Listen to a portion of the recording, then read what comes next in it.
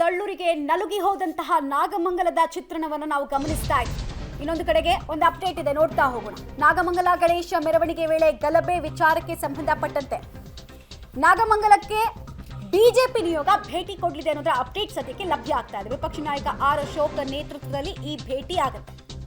ಪರಿಸ್ಥಿತಿ ಹೇಗಾಯ್ತು, ಯಾಕಾಯ್ತು, ಎಷ್ಟು ಜನರ ಮೇಲೆ ದೌರ್ಜನ್ಯ ಆಗಿದೆ, ಎಲ್ಲದರ ಮಾಹಿತಿಯನ್ನ ಪಡೆದುಕೊಂಡು ಇಂಪಾರ್ಷಿಯಲ್ ತನಿಖೆಯನ್ನು ನಡೆಸಬೇಕು ಅನ್ನೋ ಆಗ್ರಹವನ್ನ ಇಟ್ಕೊಂಡು ನಿಯೋಗ ಸರ್ಕಾರದ ಮುಂದೆ ಮನವಿಯನ್ನ ಕೂಡ ಈ ಭೇಟಿಯ ನಂತರ ಮಾಡಲಿಕ್ಕಿದೆ ಅನ್ನೋದು ತಿಳಿದು ಬರ್ತಾ ಇರುವಂತಹ ವಿಚಾರ ಆಗ್ತಾ ಇದೆ. ಈ ವಿಚಾರಕ್ಕೆ ಸಂಬಂಧಪಟ್ಟಂತೆ ಆರ್ ಅಶೋಕ್ ಅವರು ಮಾಹಿತಿ ಕೊಟ್ಟಿದ್ದಾರೆ. ನಾಗಮಂಗಲದಲ್ಲಾಗಿರುವಂಥ ಘಟನೆ ನಿಜಕ್ಕೂ ಸರ್ಕಾರಕ್ಕೆ ಗಂಟೆ ಆಗಬೇಕಾಯಿತು. ಈ ಥರದ ಹಲವಾರು ಘಟನೆಗಳು ಕರ್ನಾಟಕದಲ್ಲಿ ಕಳೆದ 1.5 ವರ್ಷದಿಂದ ನಡೀತಾ ಇದೆ. ಗಣೇಶ ಸಂದರ್ಭದಲ್ಲಿ ಕಳೆದ ಬಾರಿನೂ ಕೂಡ ಅದೇ ಸ್ಥಳದಲ್ಲಿ ಗಲಾಟೆ ಆಗಿತ್ತು. ಪೊಲೀಸರು ಏನು ಮುಂಜಾಗ್ರತೆ ತೆಗೆದುಕೊಳ್ಳದೆ ಮಸೀದಿಯಿಂದ ಲಾಂಗು ಮಚ್ಚು ಈ ಥರದ್ದೆಲ್ಲ ಎಸೆದು ಗಲಾಟೆ ಮಾಡಿ ಸಾರ್ವಜನಿಕರಿಗೆ ತೊಂದರೆ ಕೊಟ್ಟಿರೋದು, ಗಣಪತಿ ಉತ್ಸವಕ್ಕೆ ತೊಂದರೆ ಕೊಟ್ಟಿರೋದು ನೋಡಿದ್ರೆ ಈ ಸರ್ಕಾರ ಯಾರಿಗೆ ಓಲೈಸ್ತಾ ಇದೆ ಅನ್ನೋದು ಅರ್ಥನೇ ಆಗ್ತಾ ಇಲ್ಲ. ಮತ್ತು ಈಗ ಬಂಧಿಸಿರೋದ್ರ ಅಂತಲೂ ನೋಡ್ತಾ ಇದ್ದೀರಿ, ಎಲ್ಲ ಹಿಂದೂಗಳನ್ನೇ ಜಾಸ್ತಿ ಬಂಧಿಸಿದ್ದಾರೆ. ಗಲಾಟೆ ಮಾಡಿದವರು ಅವರು, ಆದರೆ ಬಂಧಿಸಿರೋದು ಹಿಂದೂಗಳನ್ನು ಬಂಧಿಸ್ತಾ ಇದ್ದಾರೆ. ಅದರಿಂದ ಇದು ನಿಜಕ್ಕೂ ಪರಮೇಶ್ವರ್ ಅಂತವರು ಗೃಹ ಮಂತ್ರಿಗಳಾಗಿದ್ದು ಸಣ್ಣ ಘಟನೆ ಅಂತ ಹೇಳಿದ್ರೆ ಅಂದರೆ ಅವ್ರಿಗೆ ಅದರ ಅರ್ಥ ಏನಂಗಾರೆ, ಅಂದರೆ ದೊಡ್ಡ ಗಲಭೆ ಆಗಬೇಕಾಯಿತು ಅಂತನಾ?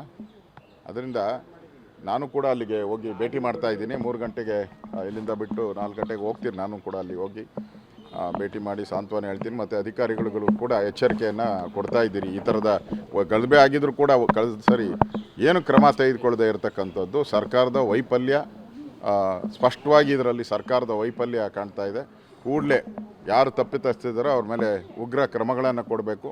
ಅವ್ರ ಮೇಲೆ ಗೂಂಡಾ ಕಾಯ್ದೆ ಹಾಕಿ ಬಂಧಿಸ್ಬೇಕು. ಅವ್ರು ಯಾರು ಕಲ್ಲು ಹೊಡೆದ್ರು ಅವ್ರಿಗೆ.